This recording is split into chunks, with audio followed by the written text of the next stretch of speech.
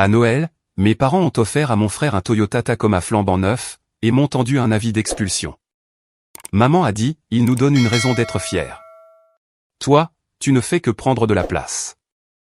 J'ai terminé mon dîner, j'ai mis mon manteau, et je suis parti avec 80 $ dans mon portefeuille.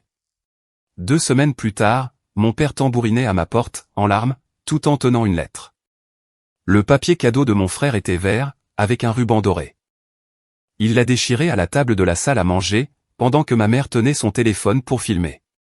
À l'intérieur de la boîte, il y avait la télécommande d'un Toyota Tacoma flambant neuf, garé dans l'allée, avec un nœud rouge sur le capot. Jared a hurlé. Il s'est reculé de la table et a couru vers la fenêtre, pressant ses 2 mains contre la vitre, comme un gamin le matin de Noël. Ce qui est exactement ce qu'il était, sauf qu'il avait 25 ans, et qu'il était au chômage depuis 3 des 7 derniers mois. Mon père a applaudi 2 fois, lentement, avec fierté. Ma mère a suivi Jared jusqu'à la fenêtre, toujours en train de filmer, et de commenter pour la vidéo, voilà ce qui arrive, quand ta famille croit en toi. Voilà à quoi ressemble un vrai soutien. Elle l'a posté, avant même que Jared n'ait fini de la serrer dans ses bras. Ensuite, mon père a fait glisser une simple enveloppe blanche sur la table, vers moi. Pas de papier cadeau, pas de ruban, pas de téléphone qui filme, pas de discours sur ce qu'est le soutien. Juste une enveloppe, avec mon nom écrit dessus, de l'écriture de ma mère. Je l'ai ouverte avec mon pouce. À l'intérieur, il y avait une seule page tapée à l'ordinateur, sur du papier blanc. 30 jours pour libérer ma chambre, à compter du 24 janvier. Un avis d'expulsion officiel, venant de mes propres parents, imprimé sur leur imprimante personnelle. Dans cette maison, où je payais 1 200 $ par mois pour vivre, depuis 5 ans. Mon cadeau de Noël, c'était une expulsion. Jared était toujours à la fenêtre, sa respiration embuant la vitre. Mon père m'observait. Ma mère avait arrêté de filmer. Elle a posé le téléphone sur le comptoir, et a croisé les bras. Et j'ai compris, à sa façon de se tenir, que c'était la partie qu'elle avait répétée. Le pick-up, c'était le spectacle. Ça, c'était le discours. Il nous donne une raison d'être fiers, Lawson. Ton frère a de l'avenir. Il a de la volonté. Il a de l'énergie. Les gens veulent être autour de lui. Toi, tu rampes sous les maisons, et tu répares des climatiseurs pour 44 000 $ par an. Tu as le même travail depuis tes 22 ans. Pas de promotion. Pas de femme, pas de projet. Tu vis dans la même chambre que celle où tu dormais à 16 ans. Ton frère a besoin de cette chambre maintenant, parce qu'il prend un nouveau départ. Et il mérite un vrai espace. Pas un canapé. Tu ne fais que prendre de la place. Ça a toujours été le cas. Ce n'est pas de la cruauté. C'est mathématique. Nous ne pouvons pas nous permettre d'entretenir 2 hommes adultes, alors qu'un seul d'entre eux a un avenir. Mon père n'a pas levé les yeux. Il a gratté le coin de la nappe, et a dit doucement, comme s'il lisait une carte, ta mère a raison. Il est temps. J'ai relu la vie. Je l'ai plié. Je l'ai mis dans la poche intérieure de ma veste, celle en toile beige, avec l'écusson de mon entreprise de CVC, chauffage, ventilation et climatisation, sur la poitrine gauche, et la tache d'huile sur le poignet droit, due à la réparation d'une chaudière il y a 3 ans. Puis, j'ai mangé la dernière bouchée de jambon dans mon assiette. J'ai posé ma fourchette. J'ai plié ma serviette, et je l'ai placée à côté de l'assiette. Je me suis levé. Il n'y avait rien, sur cette table, qui valait la peine de se disputer, et rien, dans cette pièce, qui méritait que je hausse le ton. Un pick-up avec un nœud, pour le fils qui ne pouvait pas garder un bail, et un avis tapé à la machine, pour le fils qui payait 1 200 $ par mois dans une maison, qu'on lui demandait maintenant de quitter. C'était leur mathématique. J'avais les miennes. J'ai mis ma veste. J'ai vérifié mon portefeuille. 4 billets de 20. 80 $. C'était toutes les liquidités qu'il me restait, après avoir viré 3 200 $ à mes parents, 11 jours plus tôt. 1 200 pour le paiement mensuel habituel, et 2 000 pour ce que ma mère appelait les « dépenses des fêtes ». Je me suis dirigé vers la porte d'entrée. Le Tacoma était garé dans l'allée, son nœud rouge accrochant la lumière du Porsche. Je suis passé devant.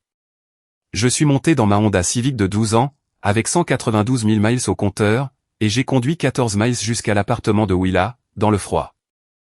Si c'est votre première fois ici, bienvenue sur Au Susurro de Reddit, trahison dévoilée.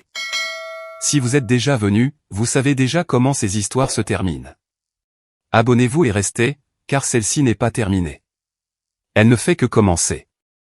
Matin de Noël, 7 heures du matin. Le canapé de Willa. La veste était drapée sur mes épaules, parce que je n'avais pas apporté de couverture, et qu'elle n'en avait qu'une seule de rechange. Les $80 étaient toujours dans le portefeuille, par terre, à côté de mes bottes.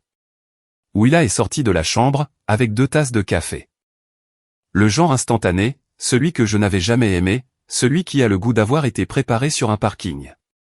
Elle m'en a tendu un, et s'est assise sur la moquette en face de moi, les jambes croisées. Tu n'y retourneras pas, je n'ai que $80. Tu as un travail, un camion plein d'outils, et un canapé à ton nom pour tout le temps qu'il te faudra. $80, ce n'est pas rien. C'est un chiffre qui augmente, quand tu arrêtes de le donner aux autres. Elle a fouillé dans sa poche, et a sorti un double des clés de son appartement. La clé était tiède, à cause de sa poche. Elle l'a posée sur le coussin à côté de moi, sans cérémonie, sans discours, sans me demander d'expliquer ce qui s'était passé. Willa était la technicienne principale de mon équipe, elle avait 30 ans, et travaillait avec moi depuis 4 ans. Elle n'avait pas besoin de détails.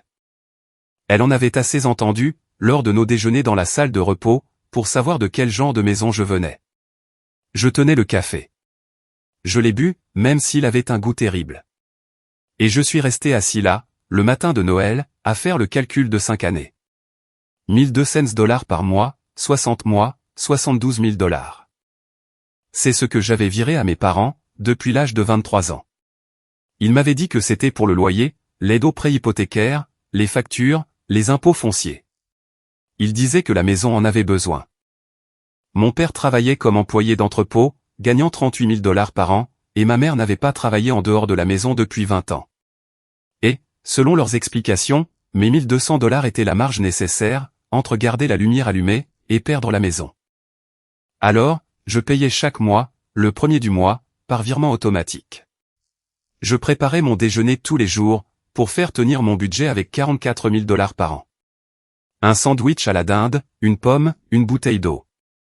J'ai poussé la Honda au-delà des 190 000 miles, parce qu'un crédit auto aurait englouti $400 par mois, que je n'avais pas.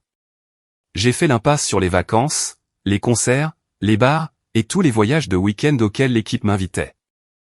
Chaque dollar avait sa place, et 1,200 d'entre eux partaient chez moi le premier de chaque mois, parce que mes parents me disaient que la maison en avait besoin. Et, parce que c'étaient mes parents, je ne pensais pas avoir besoin d'un reçu. J'aurais dû demander un reçu. Je le sais maintenant. Mais, on ne demande pas à ses parents des preuves qu'ils disent la vérité. Pas avant de découvrir que ce n'est pas le cas. Ce n'était pas la première fois. 2 ans plus tôt, mes parents avaient eu besoin d'un nouveau chauffe-eau. $800 pour l'appareil, plus $300 pour l'installation. J'ai fait l'installation moi-même, un samedi. Je rampais sous la maison sur le dos, installant des tuyaux en cuivre dans un vide sanitaire qui sentait l'argile mouillée. Parce que c'est mon métier, et que je n'allais pas facturer la main-d'œuvre à mes propres parents. J'ai acheté l'appareil avec ma carte de crédit, et je n'ai jamais demandé à être remboursé. 3 semaines plus tard, Jared a posté une photo depuis un complexe hôtelier à Myrtle Beach, formule tout compris, 4 nuits. Ma mère a commenté avec 3 émojis cœur. J'ai vérifié les prix plus tard. Un séjour tout compris dans ce complexe coûtait environ $1,100 pour 4 nuits.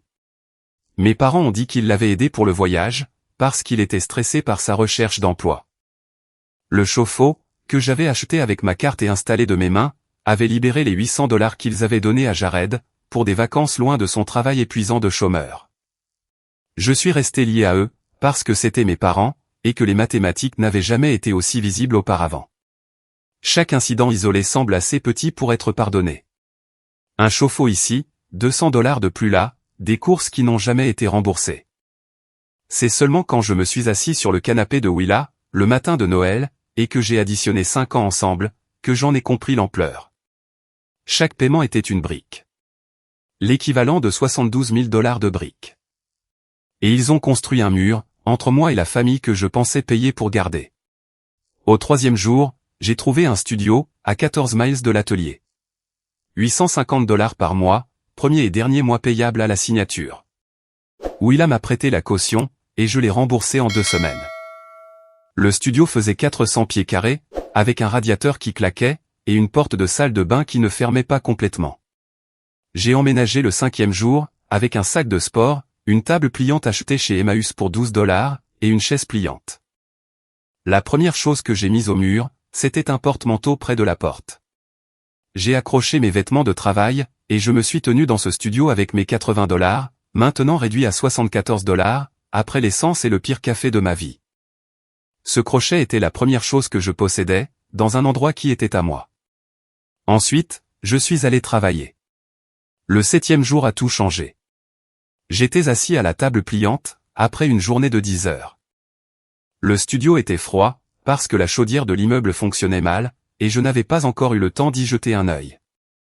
J'ai ouvert mon application bancaire, et j'ai commencé à faire défiler 5 années de virements. 60 entrées, $1 200 chacune. Chacune d'entre elles étiquetée de la même façon dans mes notes, loyer, maman et papa.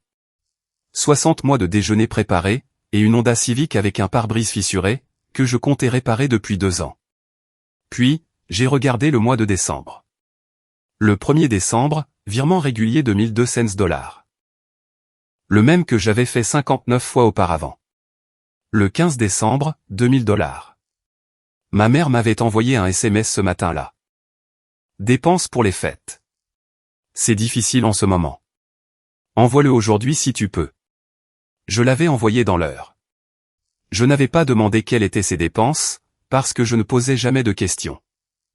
Total pour décembre, $3200 en un mois, venant d'un homme qui gagnait $44 000 par an avant impôt. J'ai posé le téléphone, et j'ai pensé au Tacoma. Quand j'étais passé devant la veille de Noël, j'avais vu la plaque temporaire sur la lunette arrière. Elle était orientée vers la lumière du Porsche. La date sur la plaque était le 21 décembre. Jared l'avait dit au dîner. Fort et fier. Pendant qu'il pressait encore ses mains contre la vitre, papa a mis 6000 balles d'apport. 6000 en espèces. C'est comme ça qu'on achète un camion. $6000 en espèces, en décembre. Mon virement habituel de 1200 était passé le 1er décembre. Les 2000 supplémentaires étaient passés le 15 décembre. Cela faisait $3200 de ma part, dans le même mois où mes parents avaient soi-disant trouvé $6000 en espèces, pour la compte d'un pick-up, le 21 décembre. J'ai creusé davantage. J'ai affiché les 6 derniers mois de virement, et j'ai croisé les dates, avec ce que je savais des dépenses de mes parents. Le salaire de mon père était de 38 000. L'hypothèque de la maison était de 1450 par mois. Je le savais, parce que ma mère laissait les relevés de compte trimestriels sur la table de la cuisine, chaque trimestre, face vers le haut, et je les avais vus des dizaines de fois. L'hypothèque était toujours à jour, toujours payée par le seul salaire de mon père. Mes 1200 par mois n'avaient jamais servi à l'hypothèque. C'était de l'argent de poche, des renflouements pour Jared, des dépassements de courses, des abonnements au câble, et tout ce que mes parents décidaient d'acheter ce mois-là. Et, en décembre, cet argent avait été rassemblé, et transformé en un acompte de $6000 pour un pick-up. Qu'ils avaient enveloppé dans du papier vert, pour le donner à mon frère, tout en me tendant une enveloppe. Mon argent avait acheté le pick-up. Mes 5 années de déjeuners emballés, de pare-brise fissurés, de vacances annulées, et les $74 dans ma poche, étaient garés dans l'allée d'une maison qu'on m'avait dit de quitter. Avec un nœud rouge sur le capot, et au nom de mon frère. J'ai fermé l'application. Je suis resté assis à la table pliante pendant un long moment. Puis, j'ai pris mon téléphone, et j'ai cherché des avocats spécialisés en droit civil dans la région. Si vous regardez ceci, et que vous avez déjà payé un loyer à une famille qui vous a dit en avoir besoin, continuez à regarder. Car les mathématiques empirent. Abonnez-vous à Eususuro de Reddit, et restez avec cette histoire. 8e jour. J'étais assis face à Anton Boyd, dans un petit bureau, avec un bureau en verre, et 2 diplômes encadrés au mur. Il avait 42 ans, il était calme, et il prenait des notes sur un bloc-notes juridique pendant que je parlais. J'ai étalé les chiffres. 1200 par mois pendant 60 mois, $72 000 au total, présenté comme une aide hypothécaire. L'hypothèque était de 1450 par mois, entièrement couverte par le salaire de mon père. Mon argent allait ailleurs. Anton a demandé comment je savais que l'hypothèque était couverte. Je lui ai parlé des relevés trimestriels sur la table de la cuisine. Il m'a demandé si j'avais des photos. Je n'en avais pas.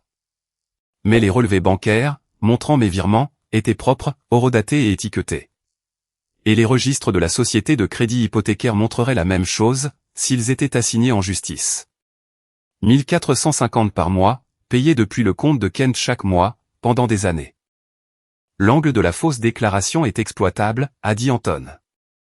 Ils vous ont dit que l'argent était pour l'aide au logement. L'hypothèque n'avait pas besoin d'aide. L'argent est allé ailleurs.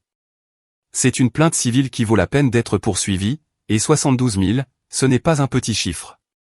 Il a posé des questions sur Jared. Je lui ai dit que Jared avait été au chômage pendant 3 des 7 derniers mois. Qu'il avait perdu son appartement fin novembre. Avait-il été expulsé? Je ne le savais pas. Anton m'a suggéré de le découvrir. J'ai appelé Riz ce soir-là. Riz était le frère de mon père. 52 ans, un plombier qui possédait sa propre entreprise dans le comté voisin. C'était le seul membre de la famille qui m'avait toujours traité comme un adulte. Quand je lui ai raconté ce qui s'était passé à Noël, il est resté silencieux pendant presque une minute entière. Puis il a dit, Jared m'a appelé en novembre, il m'a demandé $2200. Il a dit que son propriétaire menaçait de porter plainte. Je lui ai dit non. Je lui ai dit de trouver un travail, et de payer son loyer. Il m'a raccroché au nez. Jared avait été expulsé de son appartement en novembre, pour $2200 de loyers impayés. Il n'avait pas pu conserver un bail pendant 8 mois. Et la solution de mes parents, avait été d'expulser le fils qui payait 1200 par mois, pour faire de la place au fils qui ne pouvait payer son loyer nulle part. Ils avaient remplacé un locataire payant, par un locataire non payant, et ils avaient emballé cette transition dans du papier de Noël. La couche suivante est venue d'Anton. Il m'a demandé de vérifier si le nom de mon père figurait sur le prêt du pick-up. Je n'avais pas accès aux documents de prêt, mais la lettre de l'organisme de crédit, qui allait arriver le 14e jour, le confirmerait. Kent s'était porté garant du prêt du Tacoma. $580 par mois, pendant 72 mois. Il avait mis son nom sur le contrat, en s'attendant à ce que mes 1200 par mois continuent de couvrir le paiement du camion, l'hypothèque, et tout le reste. L'expulsion n'était pas une décision familiale. C'était un pari financier. Mes parents avaient parié que j'allais déménager, louer ailleurs, et continuer à envoyer les 1200, parce que je l'avais toujours fait. Ils n'avaient pas pris en compte la possibilité que j'arrête. Ils avaient détruit les fondations, et s'attendaient à ce que la maison tienne debout. La promesse de Jared de commencer à payer bientôt, était l'autre moitié du pari. Ma mère y croyait. Jared n'avait fait aucun paiement en 4 mois, aucune contribution aux courses, aucune aide pour les factures. Il était sur le canapé, dans la chambre qu'il m'avait prise, mangeant de la nourriture que je subventionnais, dormant sous un toit que je soutenais, et conduisant un pick-up que mon argent avait acheté, et qu'il n'avait pas les moyens d'assurer. 10e jour. J'ai rappelé Riz. Cette fois, je lui ai tout dit. Les 72 000, les calculs de la compte, l'expulsion de Jared, le prêt co-signé. Riz s'est tu à nouveau. Donc tu es en train de me dire, que ton père a mis à la porte le garçon qui a payé son hypothèque pendant 5 ans, et qu'il a acheté un camion pour celui qui s'est fait expulser de son propre appartement pour 2200. Oui. Et Kent s'est porté garant d'un prêt auto, en s'attendant à ce que tu continues à payer. Oui. Ne m'appelle pas pour de l'argent, a dit Riz. Je dis ça à Kent, pas à toi. Je l'appelle ce soir. Et Lawson, tu viens dîner chez moi pour le nouvel an. Tes parents ne sont pas invités. Il a raccroché. Je me suis assis sur la chaise pliante du studio, et j'ai attendu. 14e jour, 2 semaines après le réveillon de Noël. On frappe à la porte du studio, à 19h30. J'ai ouvert. Kent se tenait dans le couloir, sous la lumière fluorescente, sa veste d'entrepôt zippée jusqu'au col, et des larmes coulant des 2 côtés de son visage. Dans sa main droite, il y avait une lettre. Je pouvais voir le logo de l'organisme de crédit auto, à travers la fenêtre de l'enveloppe. Premier avis d'impayé. $580. 15 jours de retard. J'ai besoin que tu rentres à la maison. J'ai reculé, et je l'ai laissé entrer. Le studio était assez petit pour qu'il puisse tout voir depuis la porte, la table de jeu, les 2 chaises pliantes, le sac de sport dans le coin, la veste sur le crochet près de la porte. Il a regardé la veste pendant un long moment, et je pense qu'il se souvenait de la dernière fois qu'il m'avait vu la porter. La nuit où j'étais parti de sa maison avec 80 $. Pas de café, pas d'hospitalité. Il s'est assis sur la chaise pliante, en face de moi, à la table. Parce qu'il avait besoin de s'asseoir, et je l'ai laissé faire, parce que j'avais besoin qu'il soit assis pour ce qui allait suivre. Quel était le montant de l'apport pour le pick-up? Kent a essuyé son visage avec le dos de sa main. 6 000, où as-tu trouvé 6 000 $ en espèces, en décembre? Nous avons économisé. Tu n'économises pas, papa. Tu n'as pas économisé un seul dollar en 11 ans. Je le sais, parce que maman laissait les relevés de compte trimestriels sur la table de la cuisine, chaque trimestre, face vers le haut. Et je les voyais à chaque fois que je traversais la cuisine. Ton compte courant n'a jamais contenu plus de 1900 $ en fin de mois. Alors, je vais te redemander, d'où venaient les 6 000?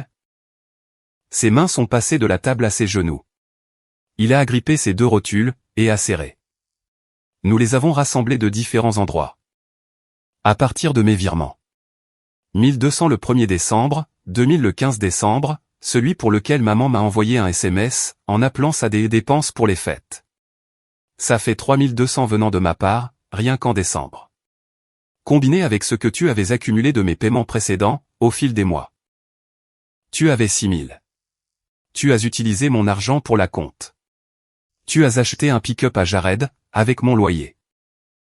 Kent n'a pas répondu. Ses pouces s'enfonçaient dans les côtés de ses genoux, jusqu'à ce que ses articulations deviennent blanches. À quand remonte la dernière fois où Jared a payé un loyer, ou que ce soit? Rien. Il a été expulsé en novembre.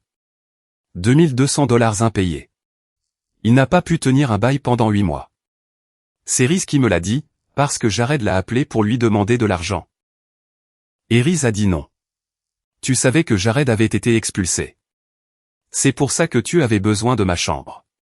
Tu as mis à la porte le fils qui payait 1200 $ par mois, pour loger le fils qui ne pouvait payer son loyer nulle part.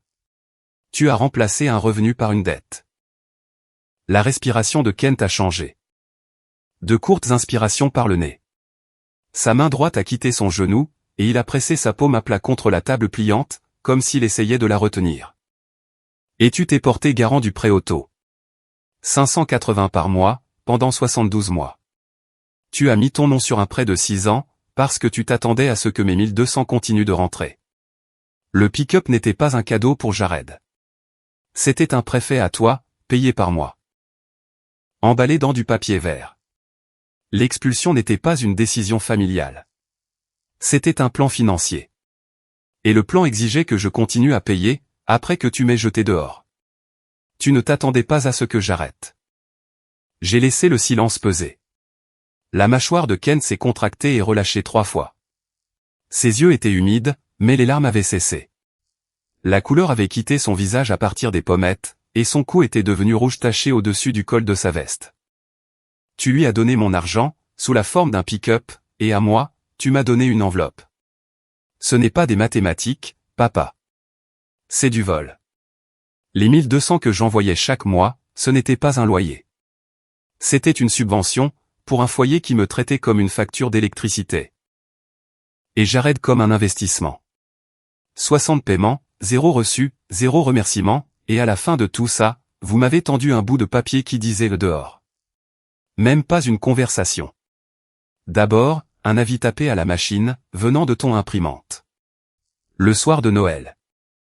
Les épaules de Kent sont tombées en avant, comme si quelqu'un avait coupé le fil qui les maintenait. Sa respiration se faisait par petits coups secs par le nez. Une veine, sur le côté gauche de son cou, était visible, palpitante. Sa main droite tremblait sur la table, une légère vibration qu'il ne pouvait pas arrêter. Et, quand il a essayé d'aplatir sa paume contre la surface pour la stabiliser, ses doigts se sont recroquevillés à la place. Il paraissait 10 ans plus vieux que lorsqu'il était entré. Il a ouvert la bouche, l'a fermée, l'a rouverte. Nous allions te rembourser. Ta mère a dit qu'une fois que Jared se serait remis sur pied, il commencerait à contribuer, et nous trouverions un arrangement. Jared est à la maison depuis 6 semaines. Combien a-t-il contribué? Kent n'a pas répondu. 0. Il a contribué à hauteur de 0 $. il est sur le canapé dans ma chambre, à regarder la télévision, et à manger de la nourriture que tu achètes avec de l'argent que tu n'as pas. Parce que les 1200, qui arrivaient tous les premiers du mois, ont cessé d'arriver le soir où tu m'as tendu cette enveloppe.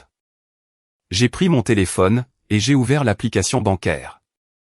Pas pour lui montrer, pour me le montrer à moi-même. 2400 $ d'économie, construit en 14 jours, grâce à des heures supplémentaires, des déjeuners emballés, et au fait de ne plus donner mon argent. J'avais gagné plus, en 2 semaines à garder mon propre argent, que Kent ne s'apprêtait à m'offrir pour s'excuser de 5 années. Maman a dit que je prenais de la place. J'ai pris la place entre cette famille et la saisie immobilière, pendant 5 ans. 1200 cents par mois, 60 paiements. 72 000 $. Je renifle. J'ai pris la place entre ton hypothèque et ton découvert. J'ai pris la place entre les lumières allumées et les ténèbres. Cette place paie un loyer ailleurs, maintenant. La mâchoire de Kent s'est relâchée. Ses mains étaient toujours sur ses genoux, mais elles ne s'agrippaient plus. Elle reposait là, paume vers le haut, comme s'il avait oublié comment s'en servir. La lettre de l'organisme de crédit auto était sur la table pliante entre nous, non ouverte de son côté. Déjà lue du mien, car je savais ce qu'elle disait, avant même qu'il ne la porte. Tu as dit que je prenais de la place. Mon loyer payait le pick-up, l'hypothèque, et toutes les lumières de cette maison. La place est vide maintenant. Le paiement aussi. Kent est resté assis sans bouger pendant 8 secondes. Je le sais, parce que j'ai compté.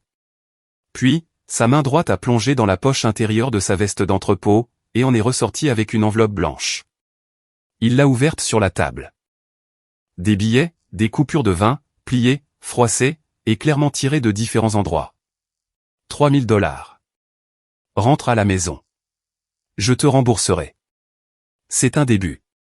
3 000 maintenant, et on s'arrangera pour le reste. J'ai regardé l'argent sur la table. 3 000 $ sur 72 000. 4,2%. 5 ans de ma vie réduits à une pile de billets de vin froissés, qui ne couvrirait même pas 3 mois dans le studio que j'avais trouvé en 3 jours. Tu me dois 72 000. Tu en tiens 3. Sa main est retombée. Les billets de vin sont restés sur la table, étalés et froissés, et aucun de nous ne les a touchés. C'est la dernière fois que tu frappes à cette porte sans rendez-vous. Le dernier dollar, la dernière faveur, la dernière fois que tu appelles, et que je réponds. Anton Boyd est mon avocat. Il a 60 mois de virement bancaire, tous étiquetés et loyers. Avec un SMS de maman confirmant le montant. La lettre de mise en demeure est de 72 000 $. Tu la recevras par courrier recommandé. Lila. Ensuite, appelle un conseiller financier, parce que, pour la première fois en 5 ans, tu vas devoir comprendre comment vivre, avec ce que tu gagnes réellement. Kent s'est levé lentement. Il a ramassé les billets de vin un par un, les a remis dans l'enveloppe, et a remis l'enveloppe dans sa veste. Il m'a regardé une dernière fois, et, ce que j'ai vu sur son visage, ce n'était pas de la colère, de la culpabilité, ou du chagrin. C'était le regard d'un homme qui venait de réaliser, que les fondations de sa maison n'étaient pas en béton. C'était une personne, et cette personne était partie. Il est parti, sans fermer la porte. Je l'ai fermée moi-même. Je me suis rassis à la table, et j'ai respiré jusqu'à ce que mes mains se stabilisent. Et puis, j'ai pris la lettre de prêt qu'il avait laissée derrière lui, et je l'ai lue, même si je savais déjà ce qu'elle disait. 580 $. 15 jours de retard. Veuillez régler immédiatement pour éviter de nouvelles procédures de recouvrement. J'ai posé la lettre sur la table, et j'ai pensé au nombre 80. C'était ce que j'avais dans mon portefeuille, le soir où je suis parti. 2400 maintenant, mis de côté en 2 semaines. Parce que les 1200 ont arrêté d'aller quelque part, où ils n'avaient jamais été nécessaires. J'avais failli jeter l'avis d'expulsion à travers la table, le soir de Noël. Mon manteau était sur le dossier de la chaise. Je l'avais mis à la place. Me lever et zipper le col, c'était ça, la décision. L'enveloppe était restée sur la table, là où était sa place. J'avais failli répondre au premier appel de Kent le 3e jour, quand le téléphone a vibré. J'étais alors debout dans le studio pour la première fois, avec le sac à mes pieds et les murs nus. C'est la voix de Willa de ce matin-là, qui m'avait arrêté. Si tu décroches, ils entendront le mot Will dans tout ce que tu diras. Laisse-les entendre le silence, d'abord.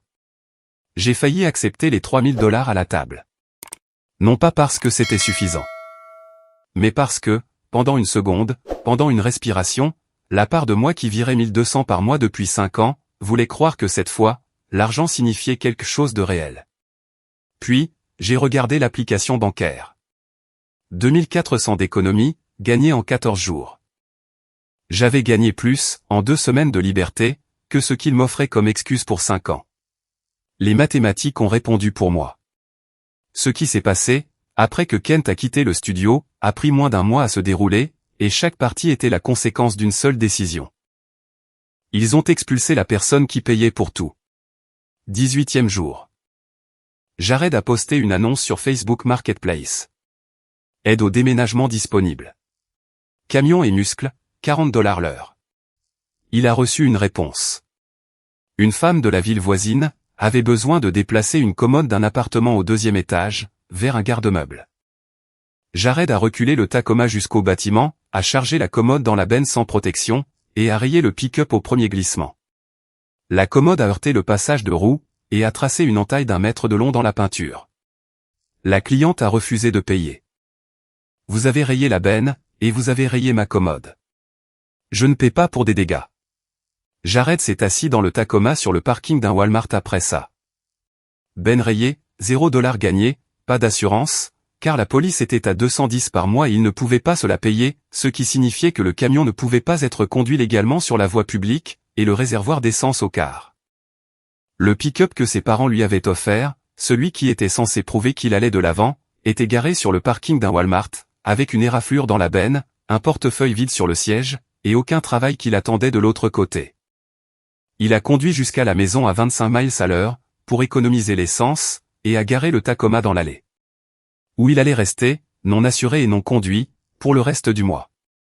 Le pick-up, qui était censé être le symbole de la réussite de Jared, était allé à Walmart et en était revenu. C'était là toute l'étendue de l'élan de Jared. 21e jour. 2e paiement du pick-up manqué. $580. L'organisme de crédit a envoyé un avertissement formel de défaut de paiement, du genre avec des caractères gras, et un langage sur la saisie et le signalement aux agences de crédit. Kent a retiré $800 de son compte retraite. Un retrait anticipé, avec 10% de pénalité fédérale. Il avait besoin de 580 pour le paiement du camion, et ne pouvait pas le couvrir avec son salaire. Parce que son salaire était de $3166 par mois, que l'hypothèque seule était de 1450, les factures de 340, et les courses d'au moins 4 cents. Et les mathématiques ne fonctionnaient plus, parce que les $1200, qui arrivaient auparavant le premier du mois, avaient cessé d'arriver pour toujours.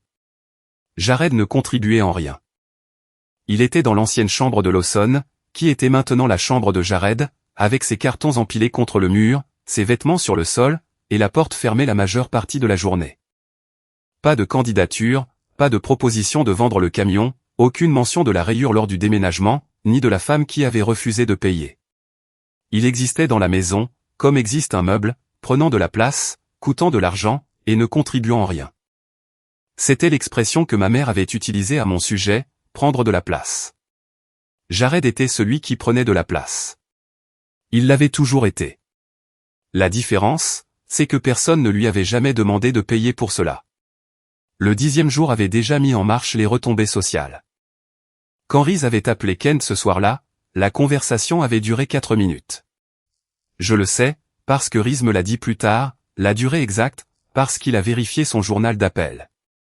Tu as mis à la porte le garçon qui a payé ton hypothèque pendant 5 ans, et tu as acheté un camion pour celui qui s'est fait expulser de son propre appartement. Kent, je t'ai regardé grandir. Je t'ai regardé épouser Denise. J'étais témoin à ton mariage, et je te le dis tout de suite. Ne m'appelle pas pour de l'argent. N'amène pas ça chez moi. Tu as choisi le mauvais fils, tu l'as fait à Noël, et tu l'as fait avec son argent. Ce n'est pas une erreur. C'est une décision. Kent avait essayé de s'expliquer. Denise avait dit que Jared se remettait sur pied. Jared avait promis qu'il commencerait à payer. Le pick-up était censé lui donner un nouveau départ. Un nouveau départ avec l'argent de quelqu'un d'autre, ce n'est pas un nouveau départ. C'est un prêt pour lequel tu n'as pas demandé la permission. Lawson vient chez moi pour le nouvel an. Toi et Denise n'êtes pas les bienvenus. Kent avait raccroché. Denise avait appelé Reese le lendemain matin. Reese n'avait pas répondu. Elle avait rappelé l'après-midi. Reese avait envoyé un SMS, j'ai dit ce que j'avais à dire. N'appelle plus. Jour de l'an. La maison de Reese. Sa femme, Margaret, avait dressé la table pour 8. Les 2 filles adultes de Reese étaient là, ainsi qu'un couple de voisins, qui connaissaient la famille depuis des années. Je suis entré avec une bouteille de cidre pétillant, et Willa m'avait déposé, parce que ma Honda était au garage pour une vidange. Candace, la fille aînée de Reese, m'a demandé au milieu du dîner pourquoi mes parents n'étaient pas là. Reese a posé sa fourchette. Parce qu'ils ont expulsé Lawson le soir de Noël, après qu'il leur a payé 72 000 $ de loyer en 5 ans. Et ils ont utilisé son argent, pour acheter à Jared un pick-up qu'il ne peut pas assurer. La table s'est figée. Margaret m'a regardé. Le voisin, un facteur à la retraite nommé Denny, s'est penché en arrière sur sa chaise, et a dit, 72 000.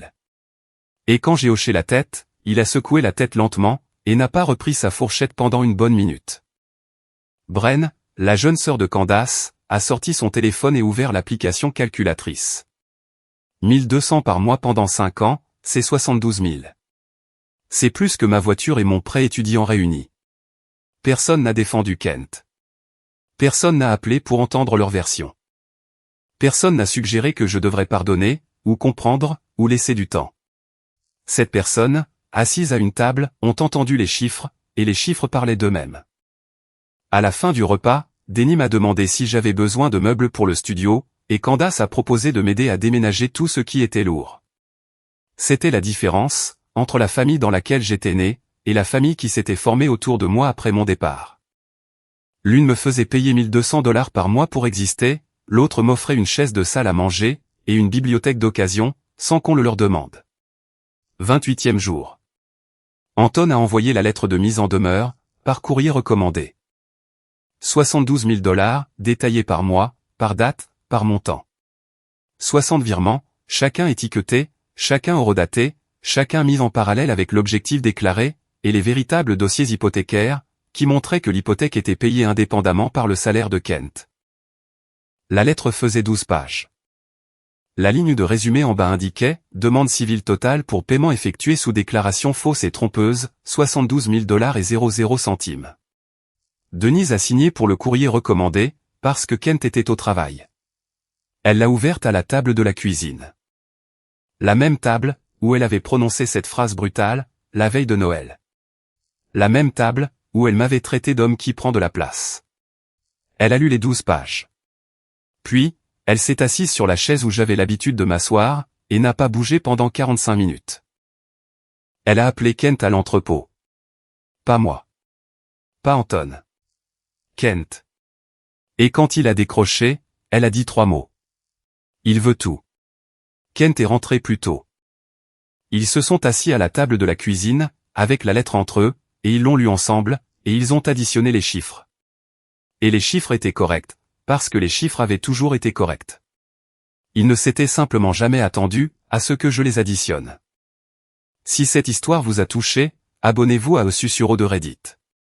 Partagez-la avec quelqu'un qui a été le silencieux de sa famille, parce que les silencieux sont ceux qui gardent la lumière allumée, et, parfois, les lumières doivent s'éteindre, avant que quiconque ne le remarque. 30e jour. Le studio, à 7 h du matin, un samedi. Le froid de janvier derrière la fenêtre. Le radiateur, claquant comme le font les radiateurs dans les immeubles plus vieux que leurs locataires. Du café, dans un mug que j'avais acheté au magasin à $1 avec mon propre argent.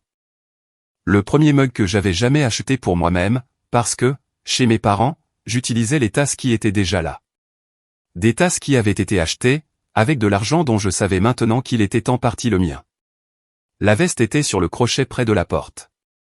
En toile beige, avec l'écusson de CVC sur la poitrine gauche, et la tache d'huile sur le poignet droit, due à la réparation d'une chaudière il y a 3 ans. C'était la veste que j'avais mise, quand j'étais parti de chez mes parents avec 80 $. C'était la veste drapée sur moi sur le canapé de Willa, le matin de Noël. C'était la veste accrochée à la chaise près de la table pliante, quand Kent s'était assis en face de moi, avec ses billets de vin froissés, ses larmes, et une lettre d'un créancier réclamant de l'argent qu'il n'avait pas. La chaudière de l'immeuble bourdonnait, basse et régulière. Je l'avais examinée le 12e jour, j'avais trouvé un filtre bouché, et un capteur de veilleuse qui avait besoin d'être nettoyé, et j'avais réparé les deux en 20 minutes, avec les outils de mon camion. Le gestionnaire de l'immeuble a frappé à ma porte le lendemain, et m'a offert 100 $ de réduction sur le loyer du mois suivant, si j'acceptais de gérer les appels de maintenance. J'ai dit oui. C'était ce travail dont ma mère disait qu'il n'y avait pas de quoi être fier. Ramper sous les maisons, et réparer des climatiseurs. Cela m'avait donné un métier, une équipe, une collègue qui m'avait tendu une clé tiède le matin de Noël, et maintenant, une réduction de loyer, dans le premier endroit où je vivais et qui était à moi. La chaudière de mes parents est tombée en panne, la semaine après mon départ. Ils ont appelé une entreprise de chauffage et climatisation. La facture était de 180 $ pour un appel de service, et un remplacement de filtre. La même réparation que j'avais faite gratuitement, tous les 6 mois pendant 5 ans. 60 mois d'entretien gratuit envolés, ajoutés à la liste des choses dont ils ignoraient le coût, parce que j'avais absorbé la dépense avec mes mains, mon temps, et mon silence. Pas d'appel, pas de SMS, pas question de vérifier la page Marketplace de Jared, ou les réseaux sociaux de Denise, ou le solde du compte retraite de Kent. J'en avais fini avec leurs mathématiques. J'avais les miennes. 2400 $ d'économie, construit en 14 jours de travail supplémentaire, de déjeuner fait maison, et de ne pas le donner aux autres. Le studio faisait 400 pieds carrés, la porte de la salle de bain ne fermait pas tout à fait, et le radiateur sonnait comme quelqu'un tapant sur un tuyau avec une clé à molette toutes les 9 secondes. Il était petit, froid, et bruyant, et il était à moi, et personne ne pouvait me tendre une enveloppe, pour me dire de le quitter. J'ai bu mon café. Le mug était blanc, sans motif, payé 99 centimes, et bréché sur le bord parce que je l'avais posé trop fort le deuxième soir. Je le tenais à 2 mains, parce que le studio était froid, et le café chaud, et il n'y avait personne dans la pièce pour me dire que je n'étais pas assez bien. Willa m'a envoyé un SMS à 7h15, déjeuner? J'ai répondu, midi. C'était toute la conversation. Pas d'histoire, pas de drame, pas d'avis d'expulsion. Juste une collègue, devenue la personne en qui j'avais le plus confiance au monde, me demandant si je voulais manger un sandwich, et moi disant oui. Le Tacoma était toujours dans l'allée de mes parents, non assuré, non conduit, rayé. Le nœud rouge avait disparu depuis longtemps. Le pick-up était censé prouver que Jared allait quelque part. Il était allé sur un parking Walmart, puis était revenu, et maintenant il restait garé sur une allée appartenant à 2 personnes, qui ne pouvaient pas payer les mensualités, l'assurance, ou l'essence. Devant une maison, dont la chaudière n'avait plus de mécanicien gratuit, dont les comptes n'avaient plus de coussin de 1200 $, et dont le fils le plus silencieux s'était avéré être la chose la plus précieuse qu'ils aient jamais perdue. Ma mère a dit que je prenais de la place. Elle avait raison. Je le faisais. J'ai pris la place entre sa famille, et le fond du trou. Et quand je suis parti, ils y sont tombés. J'ai fini mon café. J'ai posé le mug sur la table pliante. L'avis d'expulsion était toujours dans la poche, où je l'avais mis il y a 30 jours. Je l'ai gardé, de la façon dont on garde une cicatrice qu'on s'est faite exprès. Je voulais me souvenir de ce que faisait ressentir 80 $, et de ce que faisait ressentir 2400 $. Et de la distance entre les deux, qui n'était pas de l'argent. C'était la décision d'arrêter d'être le plancher sur lequel on marche. La chaudière bourdonnait, le radiateur claquait, le café était fini, et le mug était chaud entre mes mains. L'appartement était à moi, et le silence était à moi. Et, pour la première fois en 5 ans, chaque dollar que je gagnais, allait rester exactement là où je l'avais mis.